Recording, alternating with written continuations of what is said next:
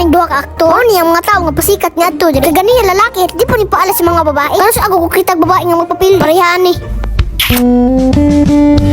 So what's up guys, ako na si Ita Alexander. Pero kagwapong batang vlogger. Karong adlaw, ba namin ninyo kung asa mi mga adto? Kabalo mo asa mi? Mga salmi. Mga adto mi sa kasal ni Mr. Ata. Balag biyahe kadlawon, basta kaon. Sa among pa biyahe na buntagan. Pila ko ka oras sa mong biyahe? Mga 3 to 4 hours. Kana laging gusto ra mo adto sa kasal ni Mr. Ata. Dugay na pud mi nagkita ni Mr. Ata. Pila na pud kabulan nga wa mi nag-ugol. Doon na mi kay Davao naman. Morning gisan story. Hapit na mi kung asa among adtuan sa kasal ni Mr. Ata. Nanami sabihin nyo, bagtason palayo kayo. Nga gutom na biya kay ko. Basi mutukar pud atong kapatol. Tungod sa kagutom. Kana sila da tanan mura nang mga unggoy. Dapat di na nindugayon. Kay makabuhat na lang tag di maayo tungod sa atong kagutom. Diri sa kasal ni Mr. Ata. Daghan jud tao nga wa na ilhan. Kay klase-klase may mga gwapo-gwapo. Napoy tao, napoy dili murag tao.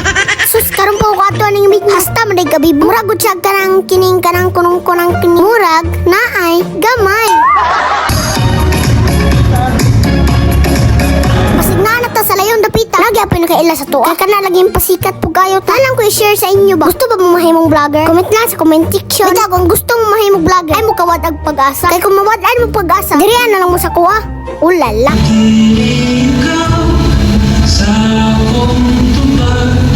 Tungod sa kadugay na human ang event, pati si Ita Alexander nagligid-ligid. Nakapabati na siyang bito kay gutom na kayo. Dugay pa jud kayo kay kaning mga unggoy perti pa sulok. Kanya ko mga uyon perti pa kasi aw. Atik po na basig bang guslo. Tungod sa ilang kalingaw, ang gutom ilang gibaliwala.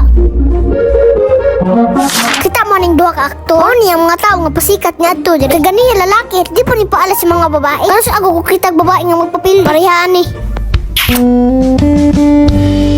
Edi wow, kayo na. Bita, congratulations sa inyong duha. Unta, malipayon mo sa inyong pamilya. Makita mo po na ko sa inyong mga mata. Natiluod nga nahigugma ay mong duha. Pasalamat po ko ni Mr. Ata. Sa lugay na mong pag-uban. Taghan pa may memories nga di na mo malimtan. Tagpod siya kalimot nga mo invite sa mo. Bisag kami, naglagyo na. Lipay kay ko nga nakaadto mi diya. Samot na ning duha. Kay kanay lagi kanan, naka-Andy Rice na. Maong kutob sa nakakita ni video ha. Mga unta.